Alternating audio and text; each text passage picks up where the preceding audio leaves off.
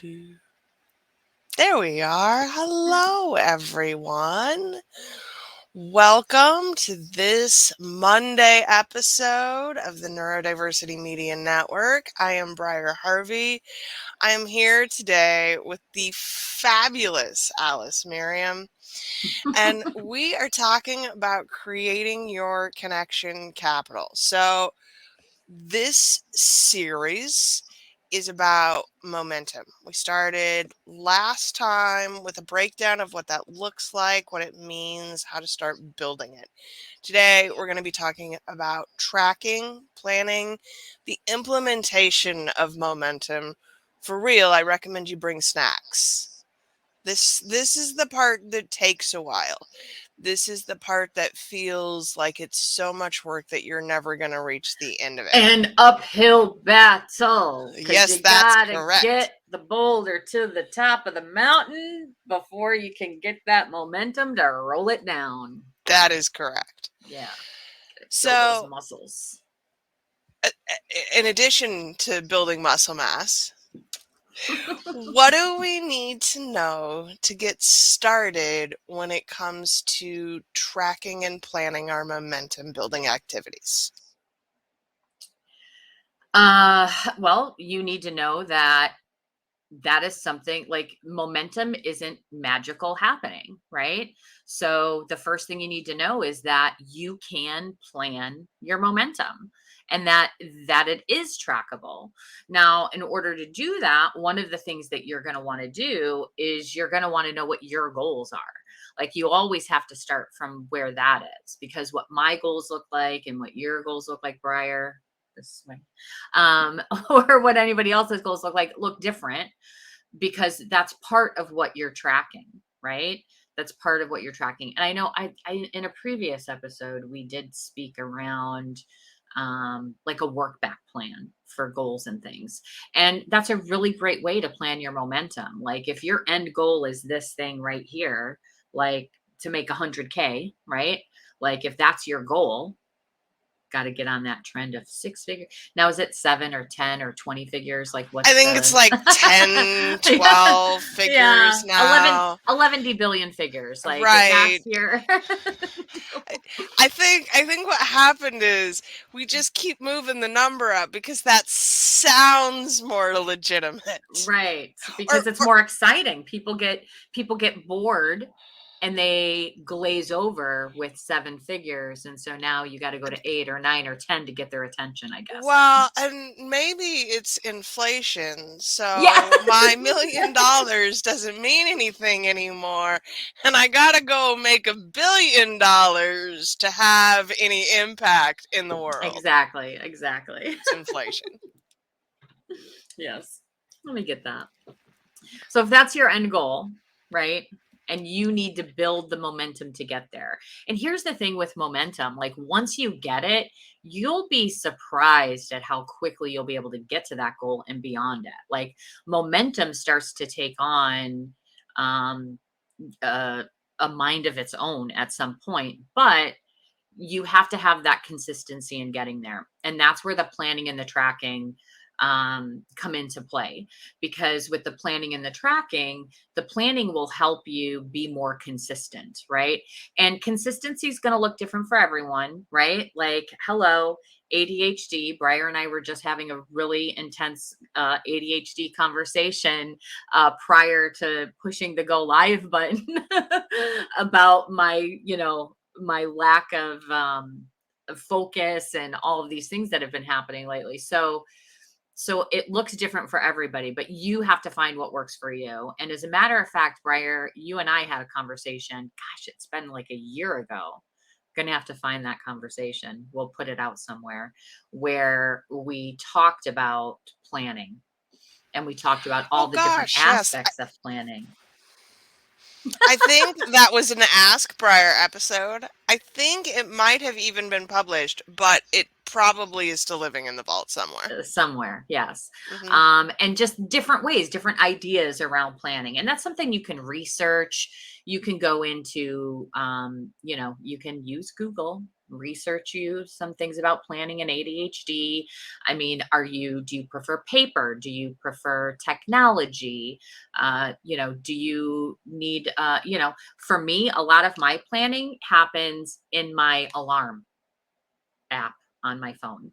Like if I have something I need to do, I just set an alarm for the time that I need to do it and my alarm goes off. Like that's a lot of times that's how I plan. That's the extent and level that I can contribute to my plan. But if I do that consistently enough, then I start to form these habits. And a lot of times what I find happening is I will go to my phone and it's like 3 minutes before that alarm is about to go off. And that reminder, which means like I'm getting an internal clock of what I need to be doing every day. So that very often will happen. And so you just have to find the thing that will work for you. There's something, and you just have to have the mindset that there is something that works for you and go with it. Right. And figure out what that thing is, because the planning is going to help you with that consistency. The tracking is going to give you information that your plan is working, right? It's going to give you those little itty bitty steps that you're taking are actually having an impact. You're seeing something happen, and that helps give you the motivation to continue to go. Right? Because once momentum is in full swing, I don't even know if you can track it, right? Right. But there's still a lot of things you can track, but it gets you started. It I gets think you we'll definitely motivated. have to do an episode about what happens once momentum is working, Yeah. because it's a whole different ball game than the lead Mhm. up. But I wanted to say one thing that I have learned, especially if you just sorry, Just. just have ADHD, that planning may be difficult for you because the novelty factor required for your daily dopamine dive of I need it to be interesting never syncs up. So, if that's the case and planning has just never worked for you, what you want to look at is habits. How are you building habits? How are you stacking habits? How are you making them work one after another? Because those can happen whenever. They don't necessarily have to be, I checked this box off my list today. Right. Exactly. I'm not a box checker. That doesn't do anything for me. I don't care. I would die without boxes to check. But I cannot. Like, I'm like, oh, look, a box. That's nice. So planning and tracking is just a process, really, to help you build those habits, right? Help you be consistent so that you can start to see progress and get a little taste. Really, it's think of it more like a taste test, a little sample of what it will be like when momentum actually does get into full swing, right? Because you take an action and then something happens, right? And that's what you're trying to build to. And the more consistent you can be, the better. The more energy you can put into it, right? Like that, pushing the boulder up the hill. Like, you can push the boulder up the hill, but if you stop and you're standing there with this boulder, your arms are going to get tired, and you're going to let the boulder, you're going to get up this far and you're going to release the boulder because you just can't stand there holding the dang thing all day. And then it's going to come back down to the ground. And then you're essentially starting from scratch all of the time. And that tends to be why most people don't actually get to the momentum in full swing, because they don't take enough consistent action on a regular basis to keep the boulder moving up. They take some actions, the boulder comes here, and they rest, and then they let go of the boulder and it comes back down to the ground. So that's why you're not getting anywhere, because you're always starting over. And always starting over. And if you're always starting over, you can't, momentum's impossible. so, what are we doing to prevent that starting over? Well, I mean, Oh, that's a whole conversation, Briar. Why you be calling me out like that? No. Okay, so there's a lot of contributing factors to starting over that like some of those things might be some of the stuff we talked about, right? Like you need to figure out how to plan better, how to track better. You've got to figure out those habits. That very well could be why you're starting over. That's one area of why you're starting over. Another area of why you're starting over all the time could be, you know, you you have inflated expectations of what results you should be getting and how quickly you should be getting them.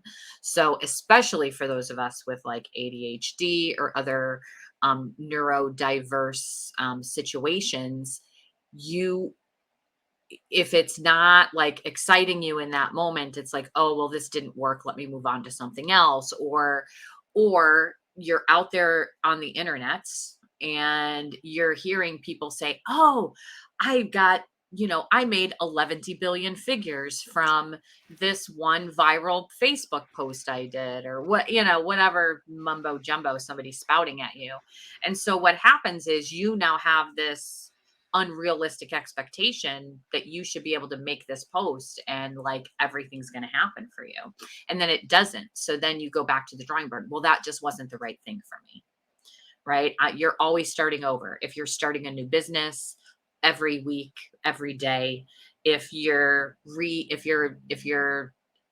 um changing the name of your business, changing your tagline, changing your ideal client, change it. Like if all of these things are happening, you're never going to get to the starting line of building momentum. You don't even have a freaking boulder yet to push up the mountain, right? Like you've got to have the boulder. Once you have the boulder, then we can focus on the planning, the tracking, the habits that, that help you get there. One of the best lessons I ever learned about this was, I don't know, 2013, 2014, No, good year. right? And I changed my Facebook avatar. That was it. Nobody knew who I was anymore. That's all it took. I went from, and if you follow me around the internet, you probably know it. I went from my cat avatar to the picture of my face. It's the same one. Like it's the same picture of my face for the last, I don't know how many years old this picture is now. Like 8 years old now. Nobody recognized me because I went from a cat picture to a picture of my actual face and nobody knew who I was anymore. And listen, this sounds stupid, but this is the stuff that brand and brand awareness is built off of. So if you're changing everything all of the time, I guarantee you people don't have enough memory built up around you or what you are or what you offer to even be able to buy anything from you because they don't know what you sell. Right.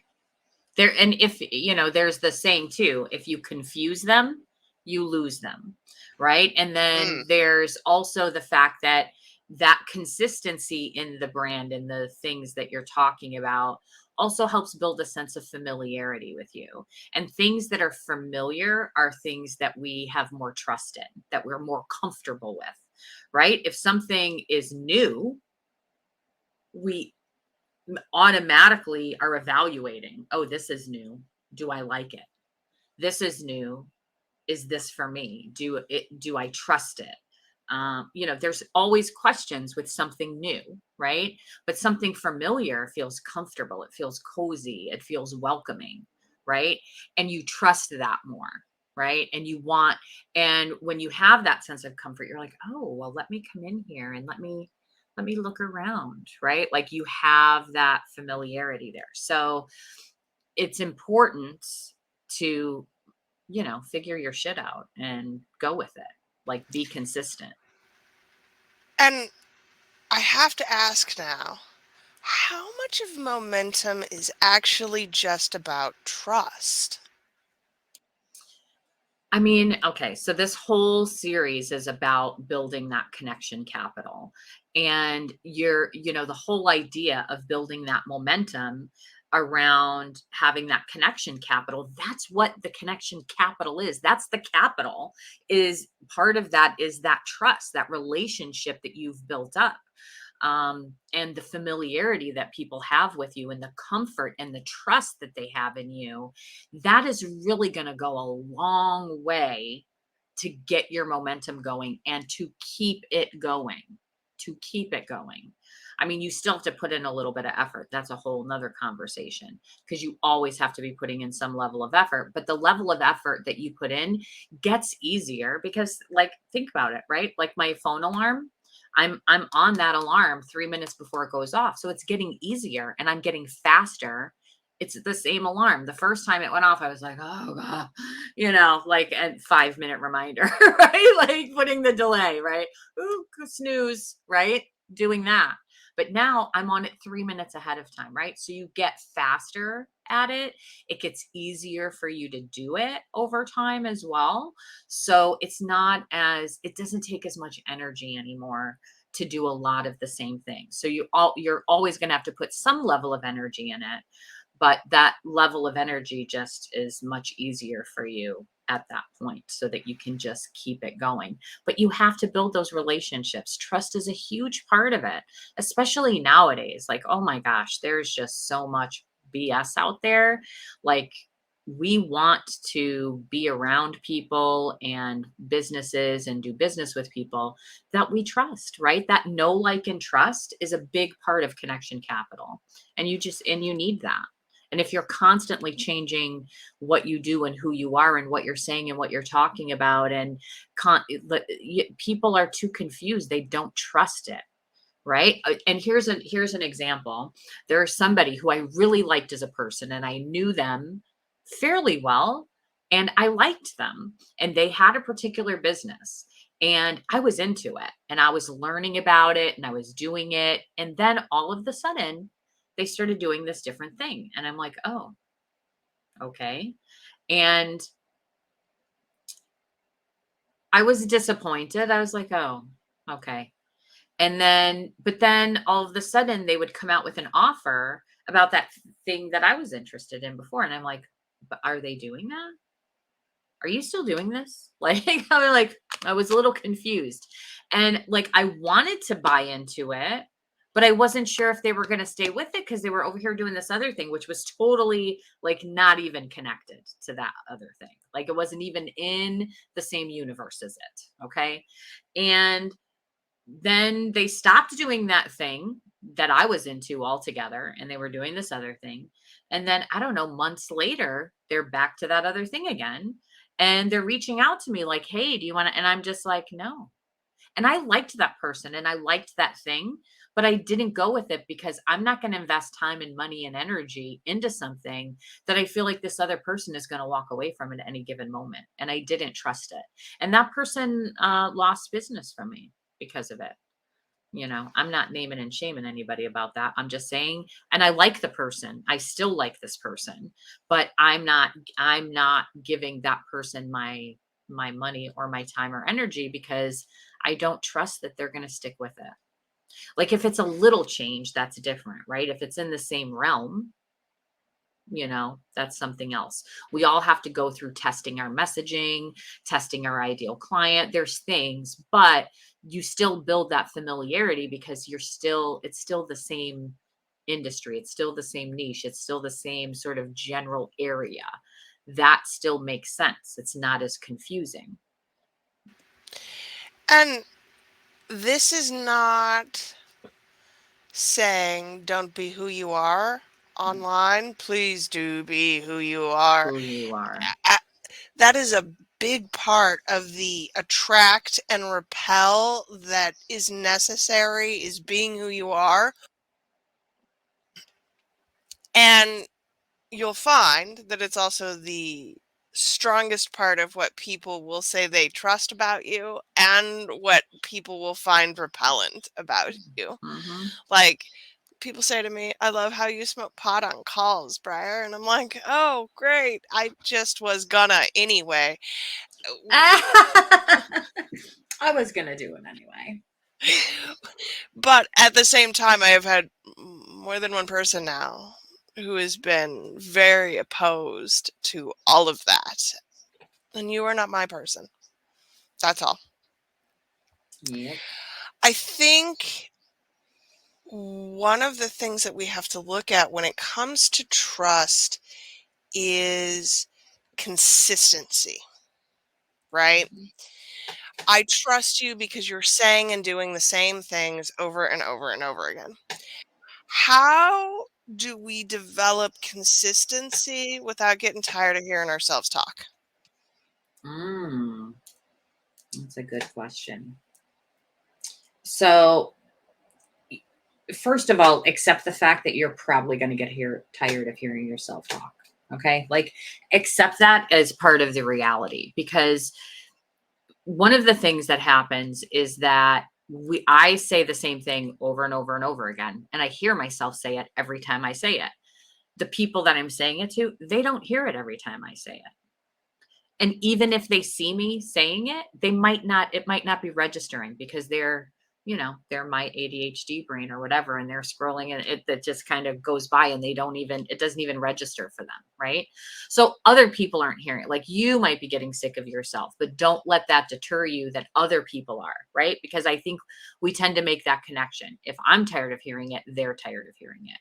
And that is not at all true, because they have not heard you say it nearly as often as you've actually said it or heard yourself say it. So ixnay that right now. They are not tired of hearing you say it. They need to hear you say it more and over and over and over again in order to believe you. Like, it used to be someone needed to come in contact with your messages like 7 to 10 times in order for it to really register and for them to start to feel like they understood or would take an action. Now that's more than doubled. It's close to 20 plus times now that someone has to. And that's because there is so much shit coming at us in every different direction all of the time. We have so many messages, so much marketing, so much stuff. We have so many notifications, my note and my alarms, right? Like, all of these things are distracting us. Even people that do not have ADHD have ADHD moments happening when they're online because so much stuff is coming at you. So nobody's hearing the message that many times. Number one. So get that out of your head. That is not a thing. Nobody is tired of hearing you. And if they are, good. Bye, Felicia. Like, that's it.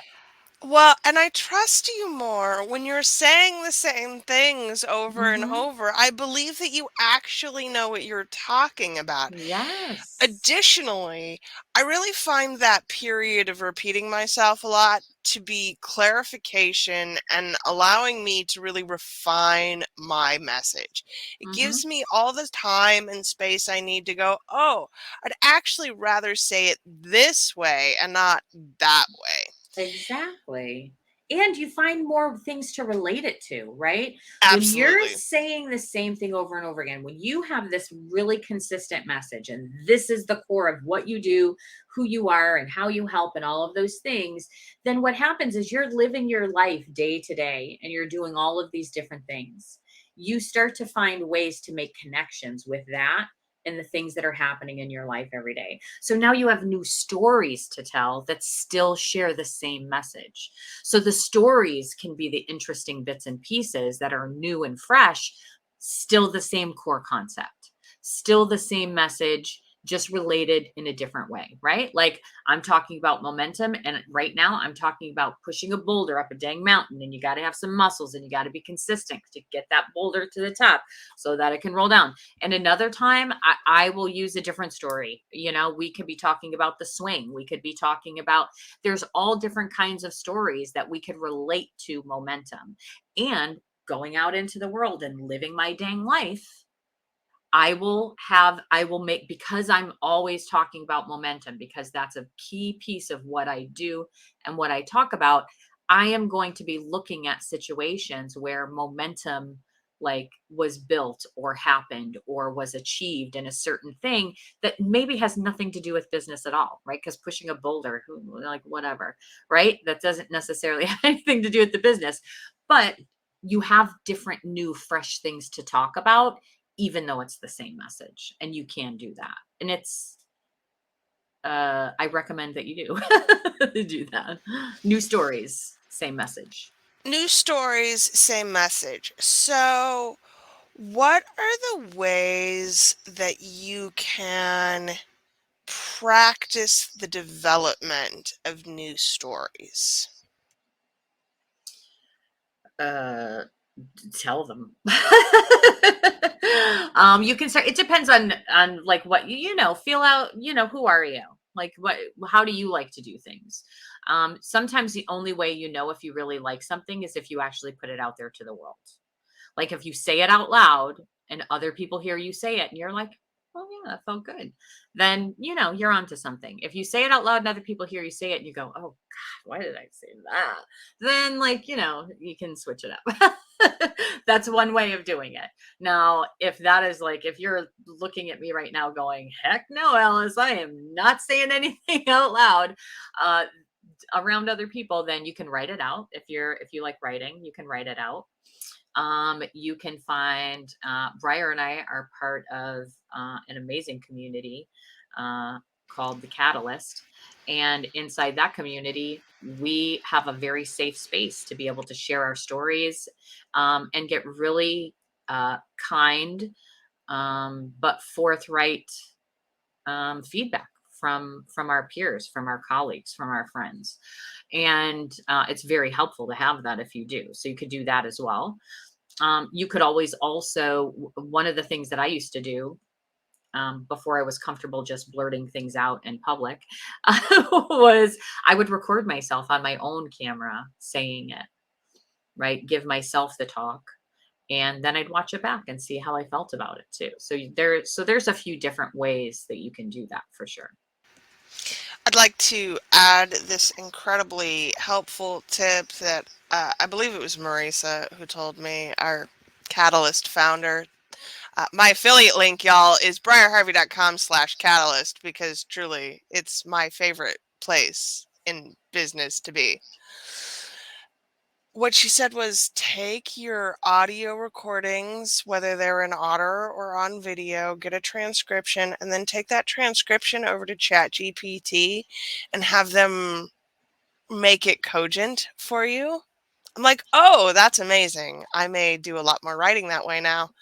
I'm Mhm. playing with it this week. We'll see how it goes. Yes, I've been, yeah, playing with AI a lot too. That's a whole we could have a whole conversations around that. It's fun. It's exciting. Yes, it's a new toy. Yes, yes, yes. But yeah, there's lots of ways that you can practice what you're talking about in order to start to feel comfortable with it. But, at some point, in order to get comfortable with it, regardless of how you start, whether it's writing or recording yourself or chatting with your friends or network about it, at some point, you are going to have to put the message out there to other people. Other people are going to have to experience it, and you're going to have to experience other people experiencing it to know whether it's something that feels right for you and for them. So, part of momentum is gaining experience Mhm. with the particular activity or thing that you're looking to develop. When we are getting that experience, what should we do to make sure that we're capturing that in the most efficient way? Well, I guess this is where the tracking comes in, right? Right. This is the tracking piece in case you didn't notice that transition. So, well, it depends on what the thing is. It depends on who the people are and where you're at. But um certain you track whatever metrics are important to you that you feel like are going to show you the thing that you need to know. So if you're trying to build an audience and grow an audience, I highly recommend we should put a link to Catalyst Connect audience building, which is happening on Wednesday. Oh, That that's event, right. yeah, Wednesday. I'll go yeah. track that So down. Yeah, you can get tickets for that. Um, if you're building an audience, if that's like a core goal that you have to build this audience around this idea, then, obviously you're going to track how many people are following and liking your page or your whatever, how many subscribers you have, whatever that specific number is. And you do want to see consistent growth with that. And along with, so for example, if it's email, let's say you're growing your email list and that's the audience that you're building. As you grow your list and you want to see those incremental increases, that it's growing a little bit day by day, week by week, month by month, but you also want to be checking like your open rates. You want to make sure that those open rates are are pacing it, right? Like you don't want to have all of the sudden you had a 20% open rate, and now your email list has 1,000 more people on it and you now have a 12% open rate, right? You don't want the open rate to drop. And you also need to know what good numbers are, people. You need to know. And actually, that's one of the big things I'm going to be talking about in the Catalyst Connect event, is about those numbers, because it's really important to have the right expectations of what those numbers look like. And most people don't, because we see, as Briar and I were talking about earlier, you get all of this hype from other people on the internet. And so you think that's what you should be expecting, but it's not. It's never what you should be expecting. What you want to expect starting from scratch is just any freaking improvement is good at this point, right? I don't care if it's one new subscriber a day. I don't care if it's one new like or follow. All improvements are good. Now, obviously, you want to get more than one a day. Totally reasonable goal to have more than one new person a day. Then you have to do a little bit more, right? But you've got the one, so that's a step in the right direction, right? You know, just And y'all, it's so slow when you're starting from the beginning. yes. And you have So, it harder today than we had it, say, back in 2013. That's oh, why I was like, right. that was a good year, right? That was a good year for growing audiences. That was a good year for all kinds of things. Heck, 2016 was a better year for growing audiences than 2023 is, okay? And there are people out there, you say, oh, well, they have this many people. Here's the thing, they could have bought that audience. You don't want that. A lot of people that have audiences today, some of the biggest names in the industry, they built those audiences back in 2010, 2013, like when it was easier, like you could print your own money on social media back then, right? That's when they built their audience. They did all of the work then, and now they have the momentum. Now they have the momentum that that audience has given them for them to keep going and growing. And it's just a well oiled machine now, except they built that on yesterday's algorithms, right? You have to build that on today's algorithms, and it's 10 times harder. And I'm not saying that to discourage you.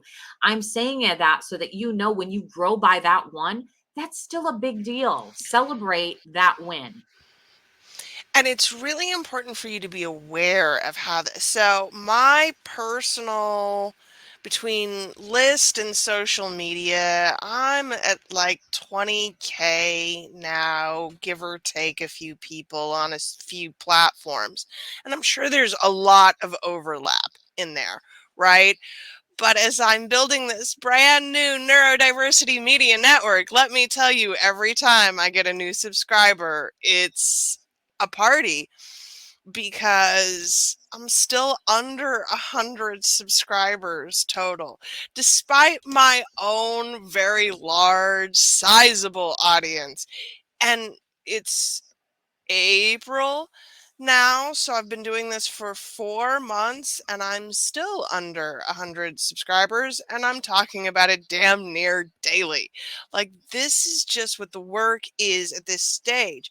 And it's not impossible, it's not insurmountable, but you gotta really be aware of how much more work it's going to take you at this stage. Absolutely. you have to put in the effort. I mean, regardless, our metaphor for today is pushing the boulder up the hill. I mean, pushing a boulder up a hill is some dang hard work. Okay. This is not, it's not pushing the boulder down the hill, but you do the hard work up front so that you can let that baby roll on down the mountain. Right? You do the hard work up front so you can let it roll down the mountain. And that's not to say that there's not a lot of work to be done once you have that momentum. And Briar and I have already said we'll have a deeper conversation of what that looks like in another time.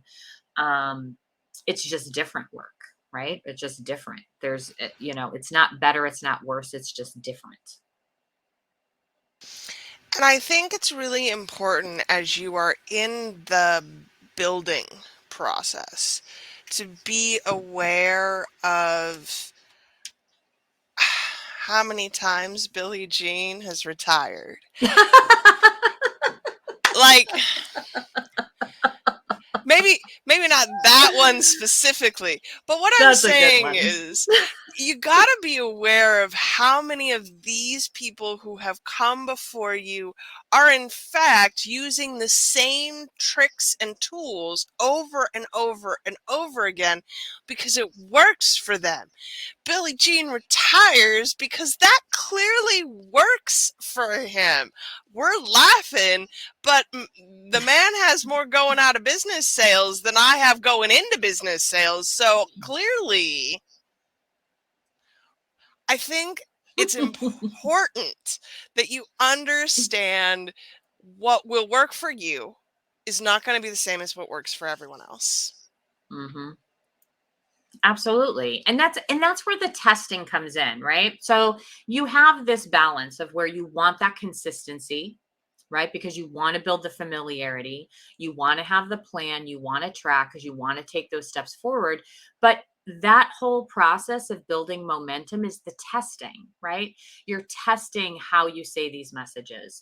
You're testing which tools and which way that you say it works best. You're testing which ideal client does this message resonate with the best. You're testing all of those bits out. That's part of pushing the boulder up the hill. That's why it's so hard to push it up the hill, is because you're testing and you're seeing what hits and what misses and what doesn't. Because then once you get that boulder to the top of the hill, what that means is you've done all the testing bits, right? You now know what message resonates with what ideal client. You know which platform works best for you. You know which tactics work best for you. You figured all of that stuff out as part of the journey. And now you can just drop that boulder down the mountain and let it roll. Because you did all the work. It's testing, it's a process. And that's the only way you're ever going to get better. Yeah. Is the testing. I have to know which thing works better in order to be able to double down. Yeah. Absolutely. Yeah, before you're going to invest in ads or spend money on things, Mhm. before you're going to hire more help or start contracting out work or bring on a business manager or a virtual assistant or whatever, before you're going to start investing a lot more money and time and resources into something, you have to know it's working. And you have to know which works best. That doesn't mean that once you find that thing that works, that you're not going to have to tweak that and keep track of it and test out other things along the way, because you still will. It just won't be as much work to do it, right? Because you've done a lot of the legwork up front, a lot of it. Now you have to stay on top of it. Is what happens when the thing stops working another episode? I mean, that's a whole series. I, I, I, That's I, not I- an it's at episode. least another episode in this series because it's important to note that at some point Billie Jean won't be able to retire anymore. Right. That's not going to work for him. Right.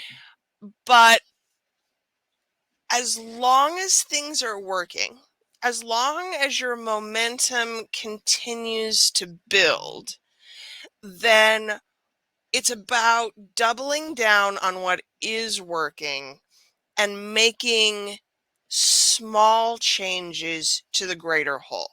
So, Alice, how do we, along with knowing what good numbers actually are, how do we tell that progress is being made in the right direction?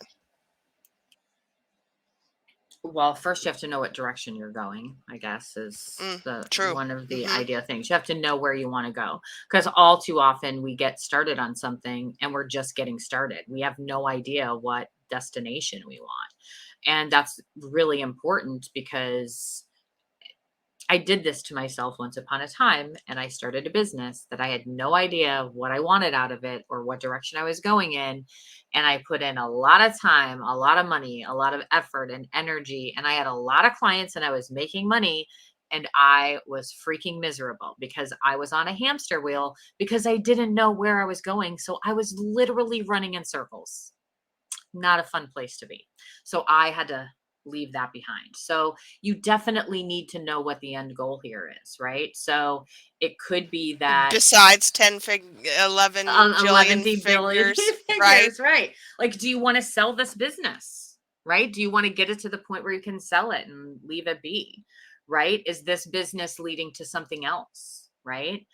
So you can have a lot of goals, but you really need to know where it is that you're going so that you can set what those milestones look like, right? And you use those milestones. You take that work back plan that we were talking about before, and you set those milestones for yourself so that you know you're going in the right direction. If you're not, if something else is happening, if you're making money, right, and you're going along, but you're not hitting certain milestones that you thought you would be hitting, then you need to really look at what you're like, what's happening. Did I set the wrong milestones here?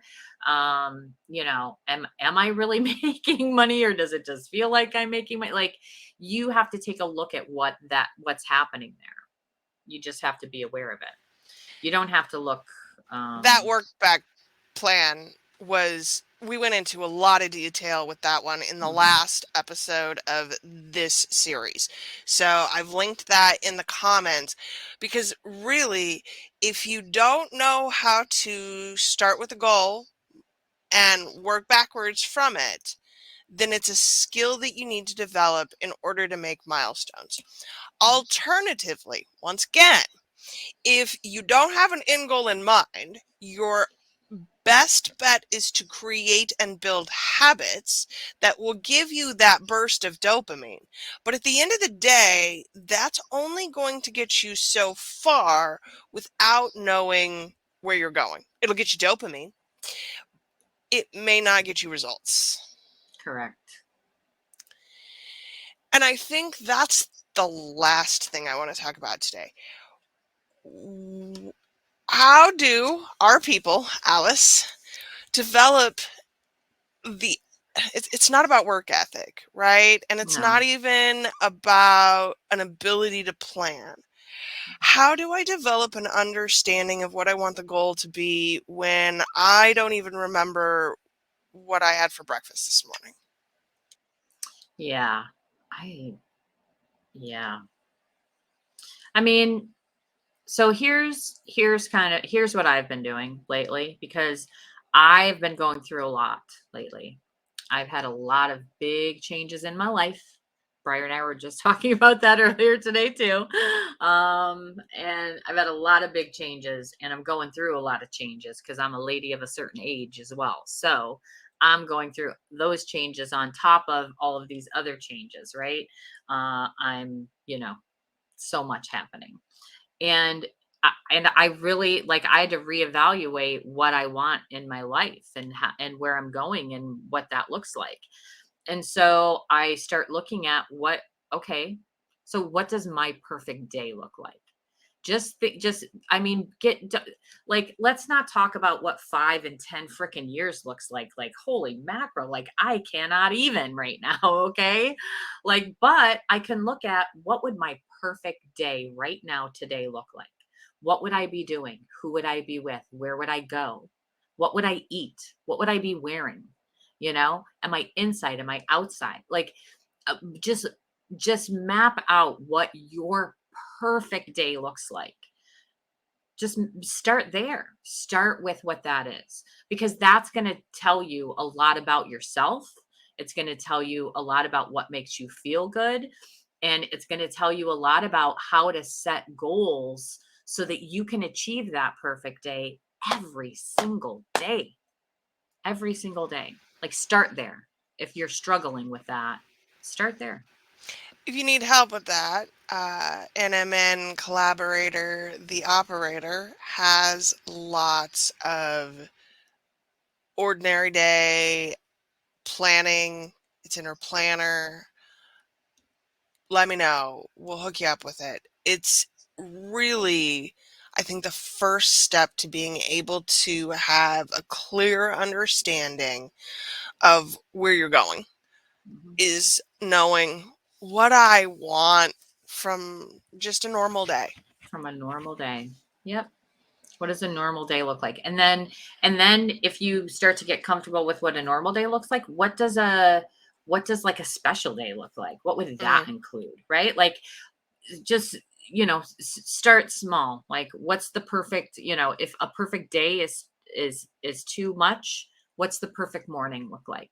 What's the perfect evening look like? Right? You can break it down into even the most micro moments, and how you would achieve those.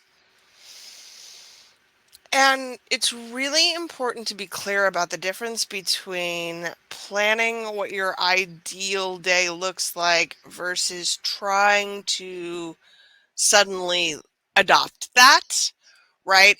If your ideal day bears no resemblance to your current actual day, then you're not going to get there overnight. This too is about momentum. Hmm. What are the small steps that you can start with that will get you there? Exactly. What are the small steps? And what is, like, maybe it's about, again, what's the perfect, how do you want to wake up every day? What's your perfect way to wake up?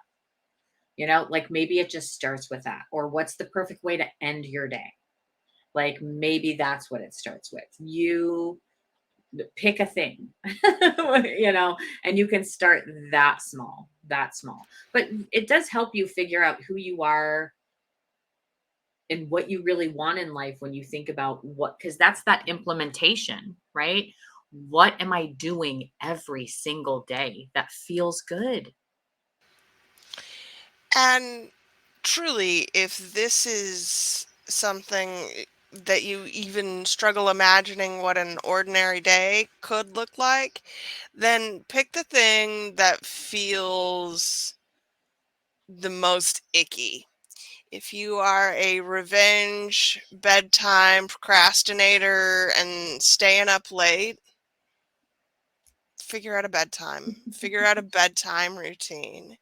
If your mornings are the kiss of death, figure out how to make mornings easier. Hmm. Yeah. And this is where you start always. For your own life and for momentum in general, I have always found it to be easiest to figure out what would make pushing this boulder up the hill easier. Yeah.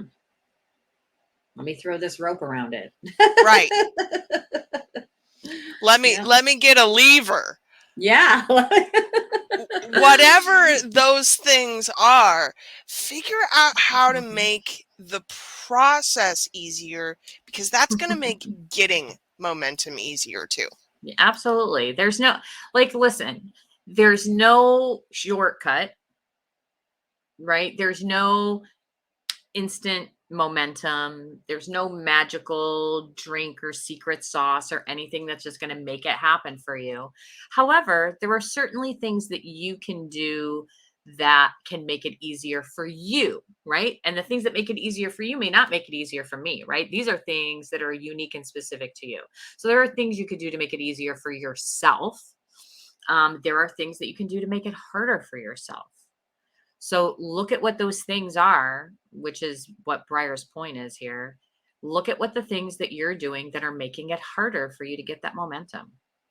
And then get rid of those things that are making it harder. I mean, at the very least, get rid of the things that are making it harder. At the very least. Yeah. Yep. All right, y'all. Alice, what are we talking about next time? We are talking about, let's see.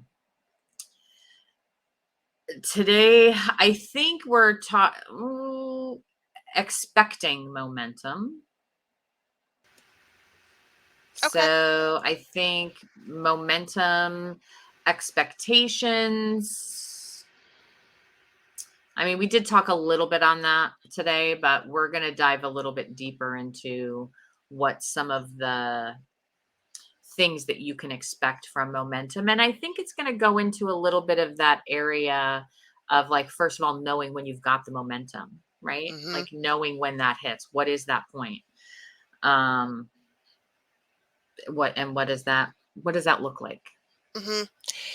And I think that it's really important here to be aware that right before the boulder falls off the mountain on the other side, you're going to get some wobble. Teetering is And scary.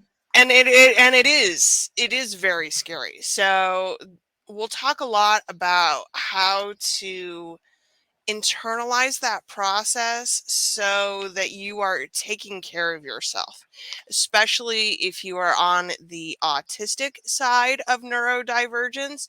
This portion of the process is going to be the part where you may well likely want to quit because it feels emergent all of the time, like there's a catastrophe just lurking around the corner. And if you don't stop what you're doing, something really bad is going to happen. So we'll talk about how to build safeguards and how to really feel safe in your momentum. Yes. Yes, anxiety is a thing, and I suffer from that. So Mhm. yep. Yes, we will discuss. Fabulous. It's going to be amazing. It is. Alice, thank you for being here today. Thank you. Y'all, this has just been another chapter in exactly what we are building here at the Neurodiversity Media Network.